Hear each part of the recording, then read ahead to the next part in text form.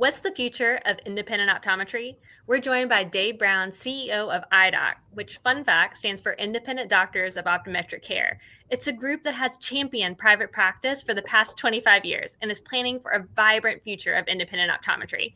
We're going to dive into the new IDOC brand refresh, which is Independent Together, and how private practice doctors can benefit from a larger collective. Join me for this episode of the Defocus Media Podcast. This is a Defocus Media production.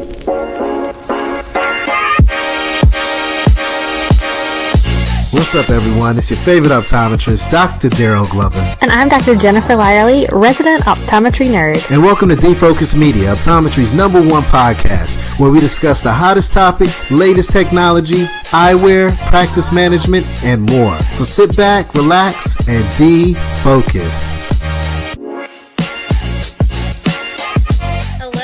Welcome to this episode of the Defocus Media Podcast. I'm Jennifer Lyerly, and I'm joined here with Dr. Darryl Glover. We're both coming to you from North Carolina, within a few miles from each other, but that's rare, as you guys know from listening to this show. Darryl, how's everything been for you? Jen, everything's been fantastic. Thanks for asking, and it's always an honor and pleasure to see that beautiful smile of yours. I hope the family's doing well. And Jen, I'm very excited about today's show because our guest is really a champion for eye care. I've had the opportunity and the blessing to work with our guest on several projects, and some of the work that he has done with his team is truly unmatched. A lot of folks don't talk about all the great things they do behind closed doors, and today I'm excited to learn a little bit more about what's going on for the future of IDOC, but also share some of the great work that our guest has done as well. Who's with us today? We have joining us CEO of IDOC, Mr. Dave Brown. Welcome to the show. Great to be here. Thanks for that humbling introduction, Dr. Glover and Dr. Lyerly. I know you guys very well, and it's an honor to be here today. I love your podcast, and I look forward to chatting with you today. I probably, just for full disclosure, I know I've mentioned this on the show multiple times. I'm an IDOC member, so this is a very personal passion thing for me to be talking about too. And I think it'll be kind of fun for us to talk about this for what it means to overall optometrists and my experience as an IDOC member too. So I'm looking forward to sharing and hearing what's coming. I'm personally excited about this conversation. All right, well, let's get this ball started, or get the ball rolling, I should say. The party started here. So let's jump into it, man. Jen and I know who you are, but if you don't mind, maybe just giving us a little background of who you are and how you got to where you're at today. I think it's good to always set the foundation, lay it down, and let people know who we're talking to. That way they can understand the conversation better. No, I appreciate that opportunity. Yeah, so I've been at IDOC now for 11 years. It's amazing how time flies. And I was at Johnson & Johnson for 23 years prior to that. I won't go into all the details. The most relevant one was I joined AccuView Contact Lenses in 2006. And so I've been in the eye care industry now almost 20 years. And as they say, once you're in it, you very rarely leave it. So that's true for me too. And I progressed very well at J&J, and I ran the U.S. division of AccuView Contact Lenses.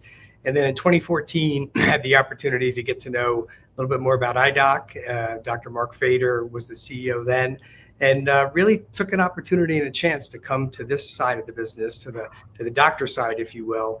And so my background has always been business and general management, but it's been a heck of a ride. We'll get into some of the things that have happened over the past 25 years and what's coming, because that's even more important. But like I said, 20 years in the industry. I love the industry. I love the people. I especially love optometrists. You guys are the fantastic, one of the best healthcare professionals I've ever worked with. So it's been a good ride. That's incredible. I love how, like you said, you've been a part of this industry for so long. You got to see it from the contact lens side, and an easy transition to bring that contact lens experience to working directly with doctors and making contact lenses a part of a doctor's successful practice, such a core part of what IDOC is all about.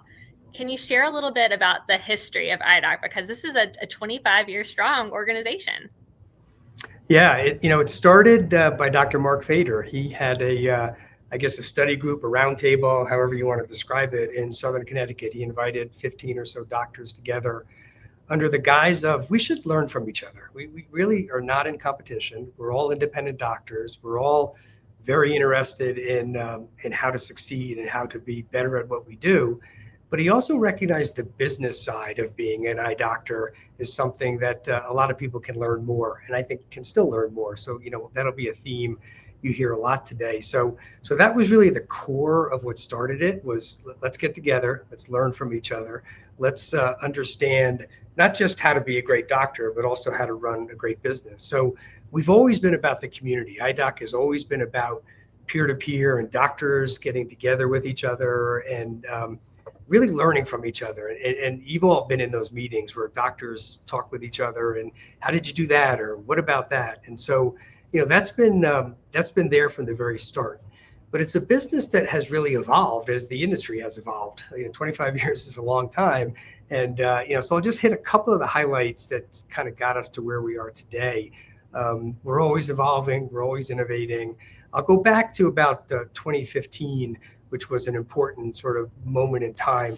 By the way, I went back and looked a little bit. I know people listening to this, but you might remember that you were in the IDOC Quarterly, our magazine, doing some great work for us. And back then, just talking about Dorigo and some other things. But it was great to look back and see you there. You might have been in the Quarterly as well. But in 2015, in addition to Darryl being in our Quarterly, we partnered with Prima. We actually acquired Prima. And so some folks out there may remember, of course, Dr. Neil Gelmar, Dr. Jerry Hayes. So we brought that into IDOC, and that brought in consulting and advisory services. So it was the first time we moved beyond peer-to-peer and savings and rebates to add that to the mix. And then we rapidly followed that with a contact lens share program. We call that IDOC Select. So that was the very first one in the industry that would measure what was going on in contact lenses and help the doctor and pay the doctor or reward the doctor differently based on share versus growth or quarter versus quarter. We've actually recently just launched IDOC Vantage, so that's another choice that doctors have. And so that was something that we innovated in 2015. The theme you'll hear with us is data and knowing what's going on in the practice is important. So every IDOC member at our cost has access to GPN Edge. And so they get the information, but not only that, they get benchmarks and data, and they can see how they compare to other doctors in the network. And so that's pretty powerful. And then most recently, past 3 or 4 years, we've been adding business solutions. So we have 2 business solutions. One we call Books and Benchmarks, where we actually will close the books. And not only that, again, benchmarks, where do you stand versus other practices in IDOC? And then Optometry Marketing Services. You guys know marketing very, very well. And so that's something where we do websites and we help the practice grow. So it's a really powerful history, over those 25 years. And I know what we're going to talk a lot about today is that, we're growing, but we're also now part of a global community of 7,000 independent owners of practices. And so we'll get a lot into that and what that means.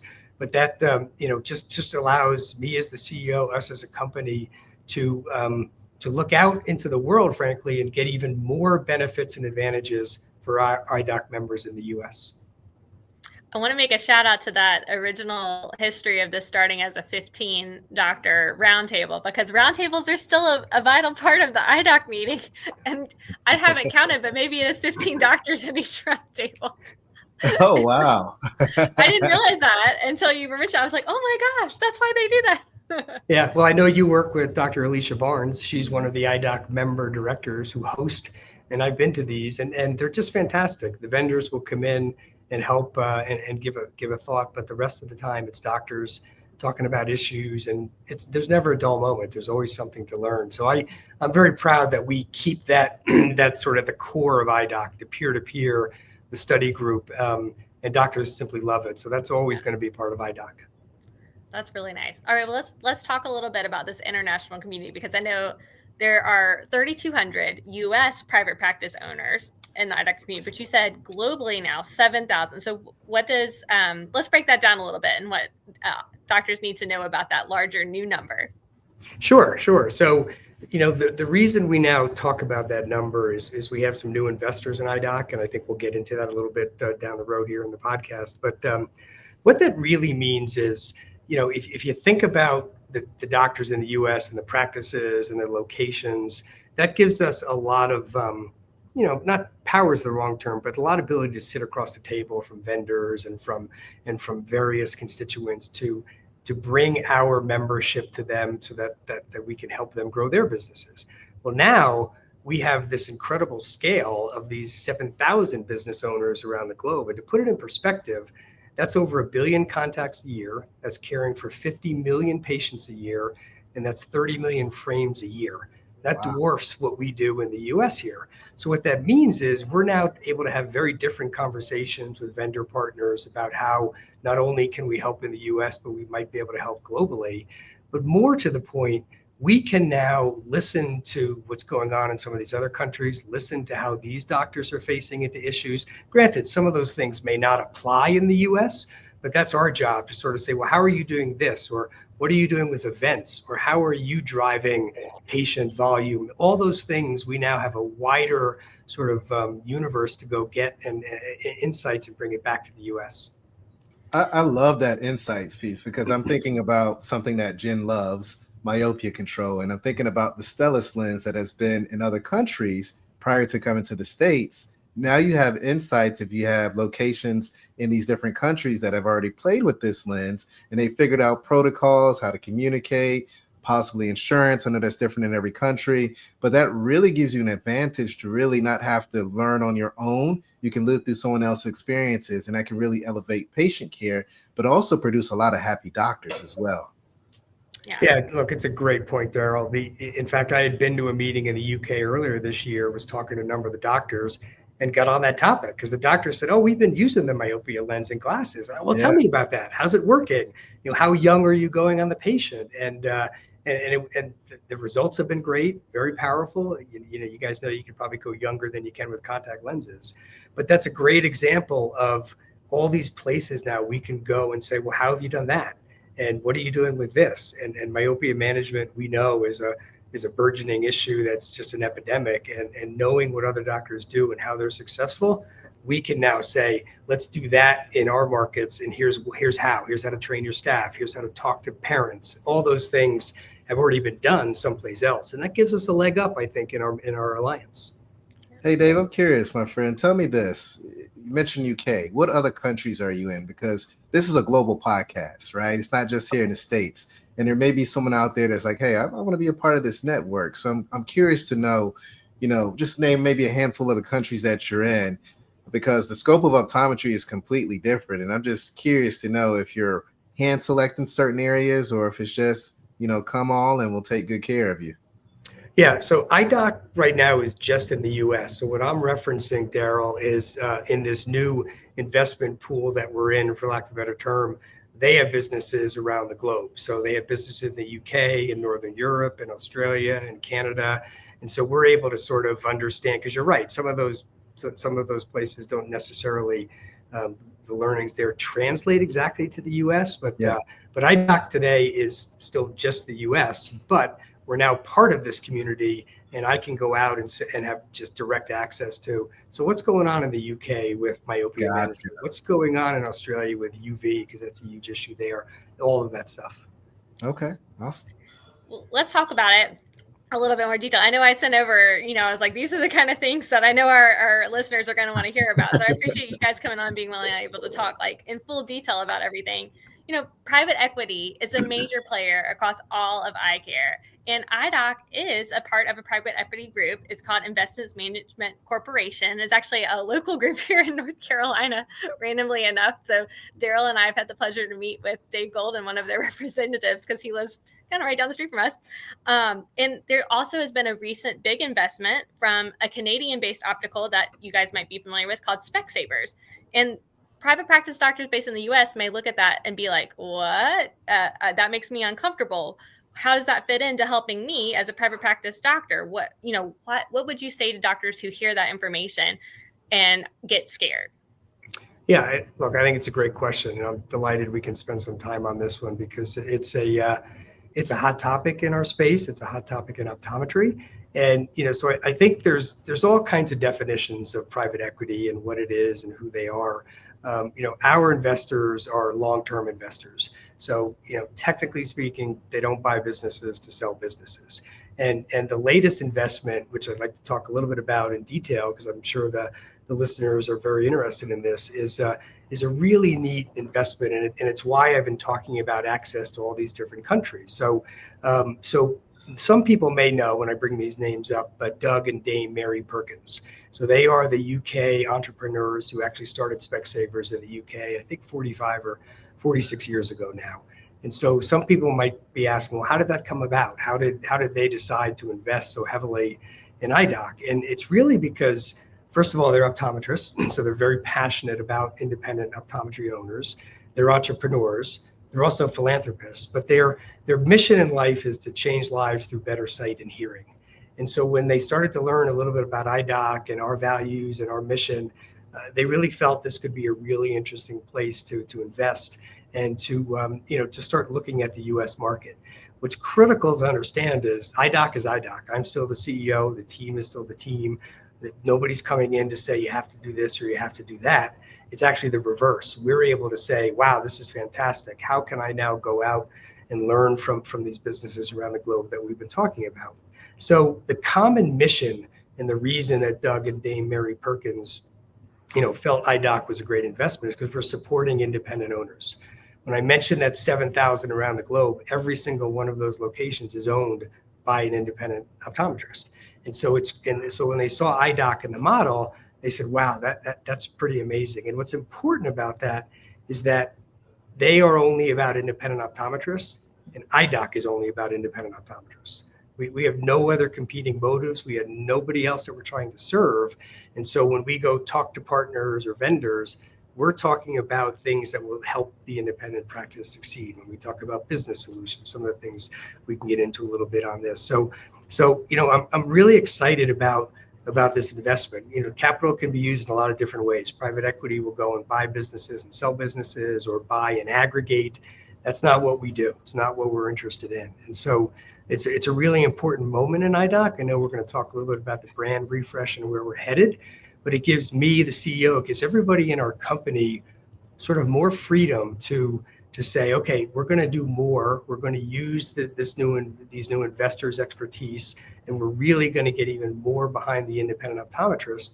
And we want to shout that from the rooftops. And that's why, when we get into sort of some of the things we've done in the refresh, that you're going to see a lot more of IDOC out there. Let's talk a little bit about the refresh since we're hitting at it. So independent period together. I know, here's the thing. When you hear about a marketing refresh, I understand the amount of effort and the energy that goes into making this happen, how much decision-making occurs for a brand to come out. So, why did IDOC feel like this was the time for a refresh? And what do you want people to know about what this refresh means? Yeah, no, great. And I know I'm talking to some great marketers here, so hopefully you've seen it and hopefully you like it. It's about, I love the turn of the phrase independent together. We've had it for some time, but we haven't really shouted it as loudly as we should. And, to me, it means a couple things. So we'll start with the together part, right? The together means your strength in numbers and that peer-to-peer. And when you work and learn with each other and are together, that's a wonderful thing. Independence means freedom to run the practice as you want to run the practice. You're an independent owner. If you want to do myopia management and get after it, get after it. If you're interested in, vision, plans, and that's important to you, then work the vision plans, right? What do you want to do as an independent doctor? And so the rebrand and the reason we're, getting so much behind it is because we need people to understand all that IDOC has to offer. And so you're probably familiar with the term house of brands. So we're putting everything under the IDOC umbrella, and we're combining all of the visuals and the logos to make people fully understand. Okay, so IDOC has IDOC Select as contact lens. Great. IDOC has a lab? I wasn't quite sure. We do. We have a lab called Three Rivers Optical out of Pittsburgh. So you'll see IDOC labs now as out there in the marketplace. And so, as you guys know, when you're able to sort of do that house of brands, your dollars go farther.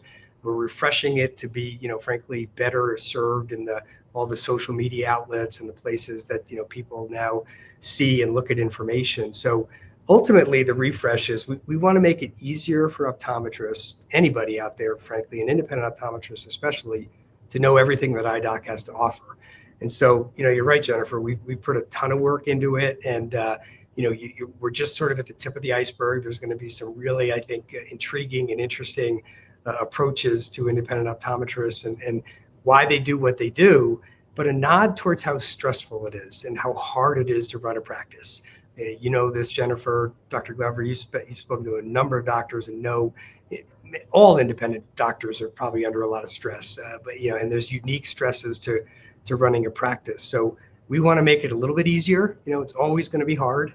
We want to make it maybe a little bit more fun, but that's all part of this refresh and this rebranding to give sort of the world a little bit more understanding of who IDOC is. And we're really thrilled to kind of kick it off on this podcast and others this week. I love the name, Jenn. It's very powerful. And when you broke it down, Dave, it hit me. It hit me right here, man. And I want to take a step back. You mentioned the word stress, the stressors that these independent doctors are having. With the new rebrand, with the expertise you have, with this new partnership, I'm curious to know, what are maybe the top 3 stressors that you see in private practices? Because, there's going to be someone that's a part of IDOC, or again, someone that may want to join your organization, and you may mention that gap that they have, and this may be the home for them. So I'm curious to know, from your point of view, all the hands and that you shaking and babies that you kiss, what are you seeing in practice right now that is a major problem with a lot of independent doctors? Yeah. It's funny how consistent it's been, but I think it's just getting worse. So I would say the top 3, I think you always hear staff, right? And staff is a large umbrella, but always, how do I hire? How do I train? How do I keep? How do I make the staff how does the staff feel like they're part owners in the business? How do they come to work every day like I do as the owner? So staff's a big one, and I'll touch on a couple of things we help with there. I think time is the other one.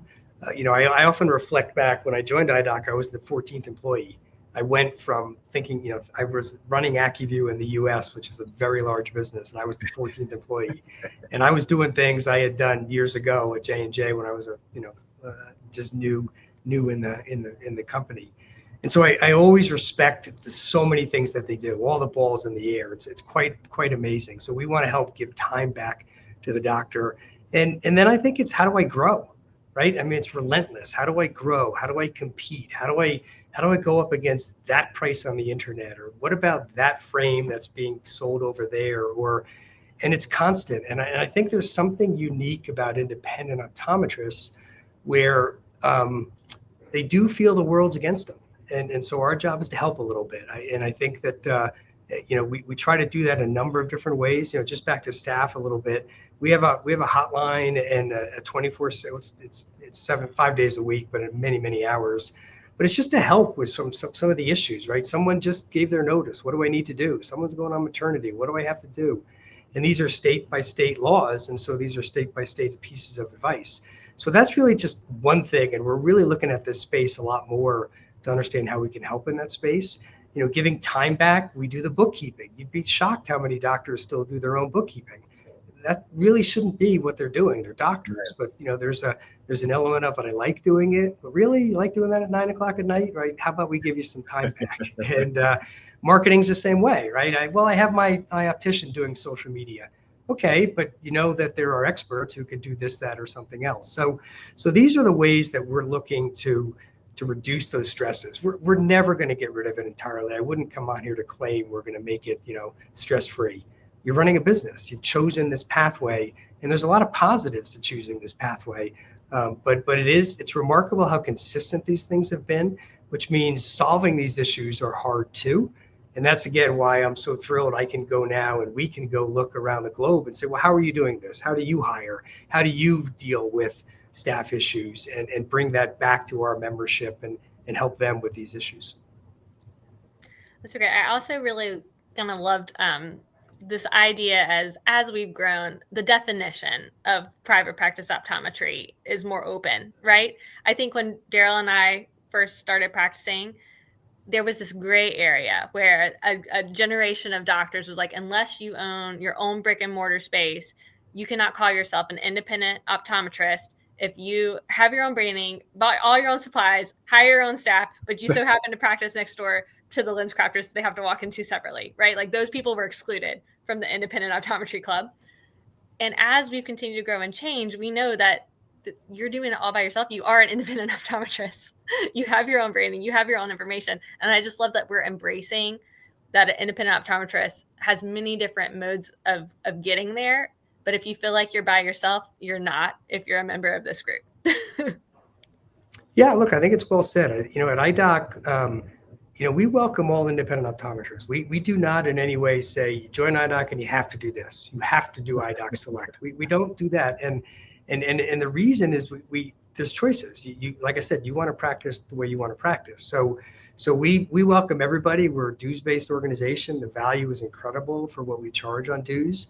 But we have so many offerings now that to your point, Jennifer, what is it that you need from IDOC? And we'll help you. And you may not need everything, and that's fine. But I feel very confident that we can help anybody out there who is facing the issues of being an independent owner and trying to be the best doctor they can be, do the best patient care they can be. And then there's all these other things that are, waiting for me once I see my last patient. And that's where we can really help. Dave, I want to focus on this word together. Jen and I are strong believers that together we can push this profession forward. And when I think about that word together, I also think about the AOA and all the great work that they do for our profession to help push it forward and keep us where we're at. Because being a legislative profession, tomorrow, all of this could be gone, right? Also, we want to continue to push the envelope and expand our scope and be able to serve our patients and create that access to care for some things that our counterparts, ophthalmologists, can't do. What is IDOC doing when it comes to partnerships with the AOA or pushing the profession forward? If you don't mind sharing some information on that, because I think that's very important for our profession, especially when you have that many, doctors a part of your organization. Yeah, great question. And candidly, Darryl, probably not enough. And when I say that, we've been a small organization. We've been strapped resources wise, and we've had to sort of pick and choose where to put our precious resources. I don't really have to do that as much going forward. And so I'm really interested, and we can follow up on ways to do this. We have a lot of our doctors who are involved in the AOA. A lot of them are in the state associations, some of the presidents of them.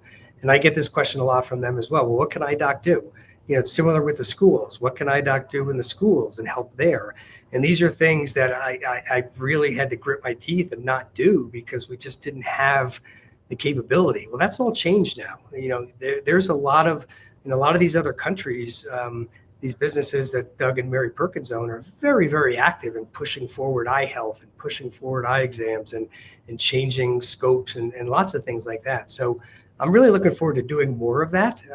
There was just going to be an effort of the Vision Council to head down to DC and do some talking to folks. Unfortunately, the government shut down, so we didn't do that.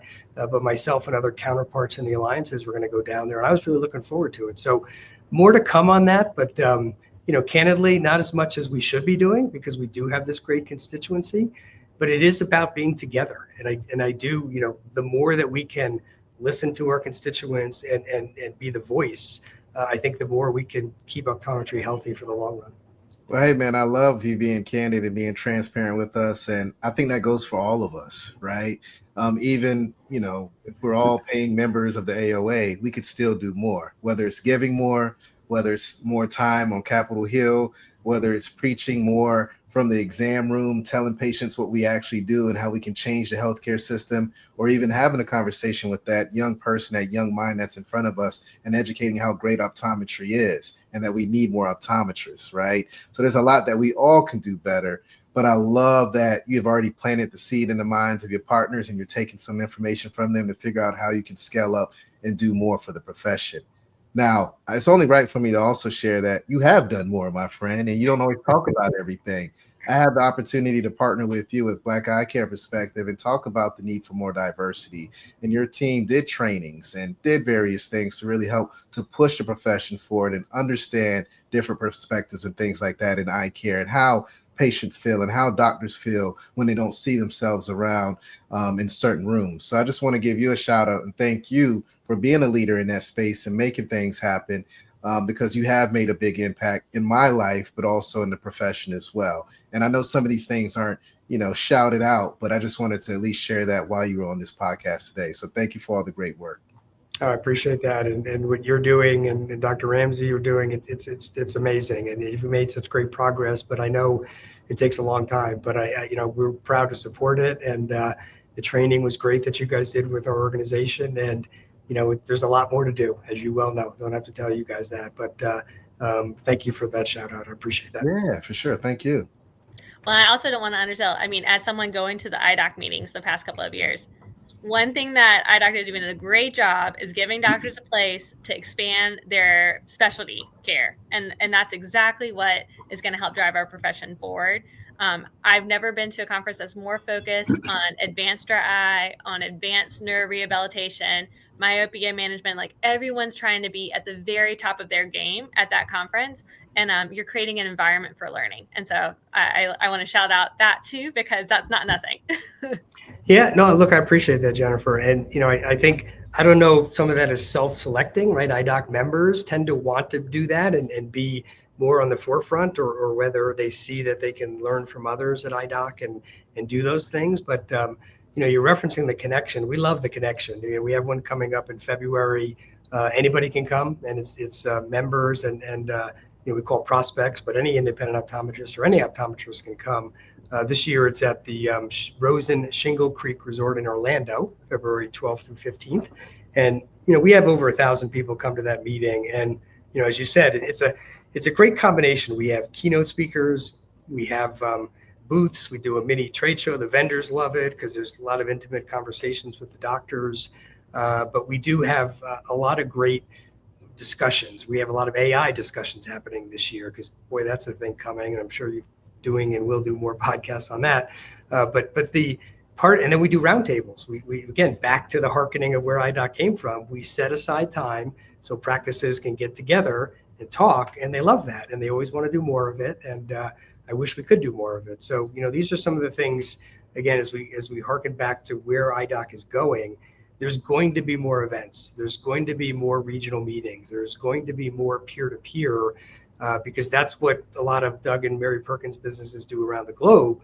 And we really expect to do more of that in the U.S. And, we just think that's going to be really powerful when people decide, hey, which alliance do I want to be a part of? Where am I getting the maximum value?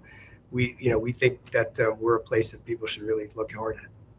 Well, I know this conference has to be amazing because that conference is around other conferences, and I'm always hitting up Jenn like, hey, Jenn, I need you to roll with me to this conference. Let's go make this magic happen. And she's not saying hell no, but she's just like, I got to go to the IDOC conference. So I can't rock with you on this one. And my feelings are hurt, man. So it must really be an exciting experience because Jenn will tell me no, but not numerous years in a row, no. So, my feelings are hurt during that time, but now I understand there's so much great, rich information that's there. There's a lot of roundtables. You're able to grow, see your partners, your colleagues. So it makes sense. But I will say I am heartbroken that she can't go with me to other conferences during that time. You just have to come with me, Darryl. Oh, okay. Hey, one other thing about the conference, I'd be remiss. It has a lot of staff value as well. So the smart doctors, if you will, shouldn't say it that way, but they bring their staff. And it's powerful. It's a team building. Some use it as a reward. We have Quantum Optical doing training now at the meeting where the staff comes and gets a full day of training. And so that's what makes it a great meeting is you've got all different types of the practice there. Everybody takes away something different, but we really embed the staff as well. So back to that question around staff and training and how do I keep my staff? Come to the IDOC meeting, bring your staff. They always bring the staff the following year. It's that powerful. We keep bringing more staff, if that tells you anything. Yeah, it's a lot of fun. There you go. And it is a big reward for all the hard work they're putting into it. You talked a little bit about choosing an alliance to be a member of, and I kind of want to circle back to that one a little bit because, we do have choices as optometrists, and a lot of these choices, though, are owned by larger groups, and that has its own pros and cons. So you've got Vision Source, we all know is owned by Essilux. We've got PECA, which is owned by VSP. And when you've got these alliances that are owned by a larger entity, they have certain advantages from within that entity. So, for example, a PECA member is going to get extra reimbursement on a VSP exam because it's owned by VSP. and a Vision Source member is going to get extra discounts on an Luxottica frame, for example. Like that's just going to be a part of it when they're integrated like that.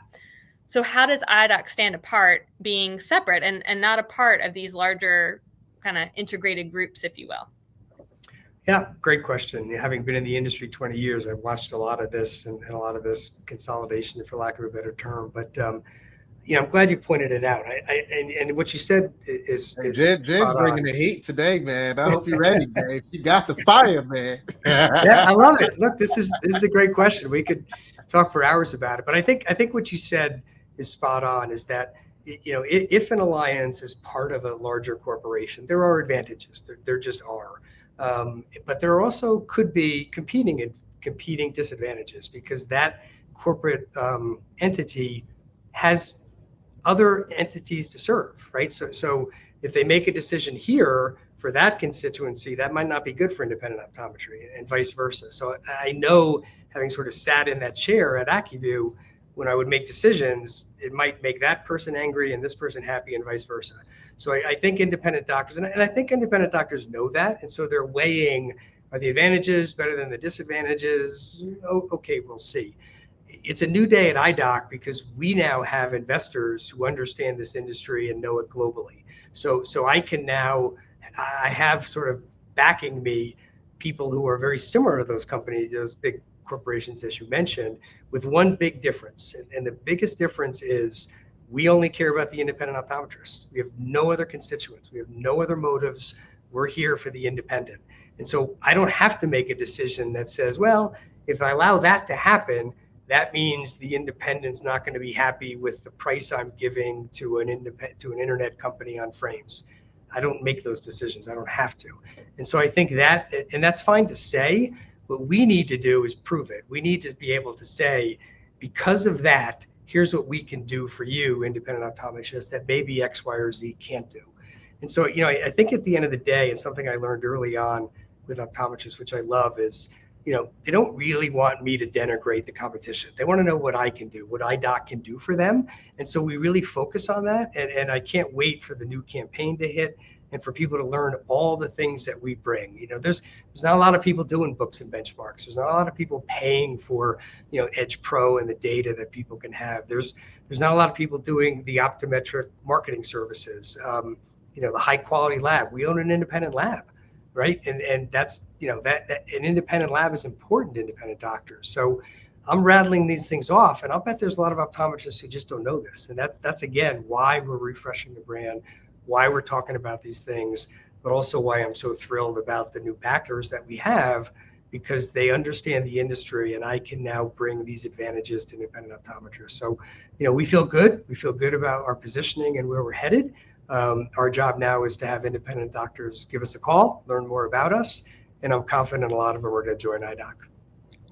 How do you become a member? It's very easy. Just go to idoc.net. There's a very easy terms and conditions.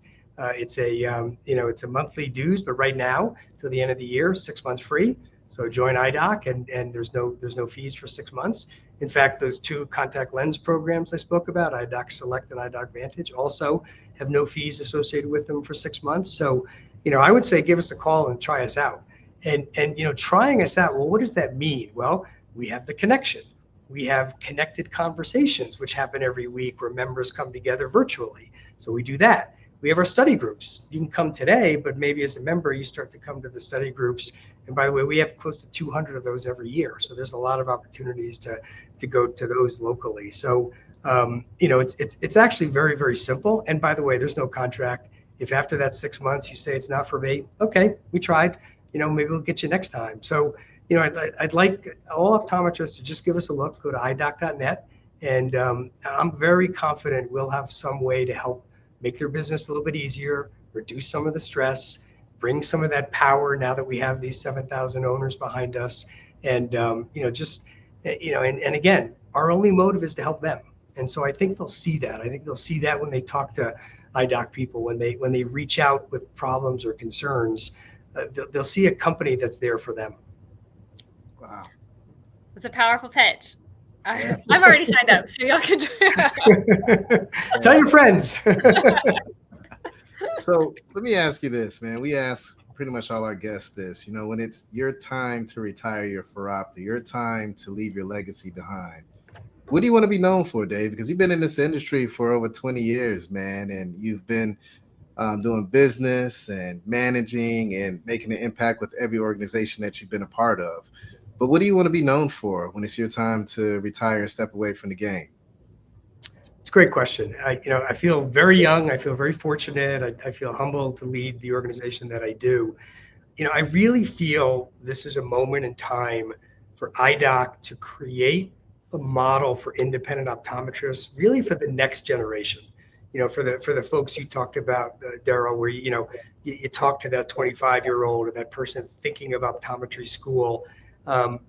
The imagination to understand what it takes to run a practice, I think is a little hard. I couldn't have done it when I was 22 or 25 or something, right? Or just understand what it takes. I believe we have the opportunity at IDOC, and this is the legacy I'd love to leave behind, is a way to think about independent ownership, right? The doctor today who is 50, 60, 70, it was a different world. They hung a shingle, worked their butts off, but it was a different world, and we're able to be really successful. Those days are gone. Yeah. So we need to be the place where a doctor says, you know what, I want to start my own practice. I've loved where I've been at, but I now want to take a crack at it. I want us to be the place where we'll do your books. We have your lab. Here's a frame program. We'll give you the opportunity. We'll market it. We'll do your website. We'll start it for you. We'll help you find a location. We want to be the place where people say, wow, I'm an independent doctor thanks to IDOC, and I love what I do thanks to IDOC. And that's the legacy I want to leave behind. That's beautiful. The launching pad for your independent practice of your dreams. It's a lovely mission. Yes. Yep. Thank you. Thanks for asking. I appreciate that. Well, I can't wait to be at the connection. And you mentioned the dates in February, so I hope to see you guys all there. And we're looking forward to see all the new branding come out with IDOC and all the exciting new things that are happening around this brand. Thanks for joining us for this episode. Oh, I've loved it. I've always wanted to chat with you guys, and I appreciate the opportunity. The questions have been great, and hopefully I can come back again in a year or two maybe and tell you how that legacy is going, or legacy building, I should say. But I admire what you guys do, and thank you for the opportunity to chat a little bit about IDOC. I'm passionate about it, as you can see. And so again, we've got it going on. We're only here with one motive in mind, is to help independent optometrists. We love it. Well, thanks again. Have a great one.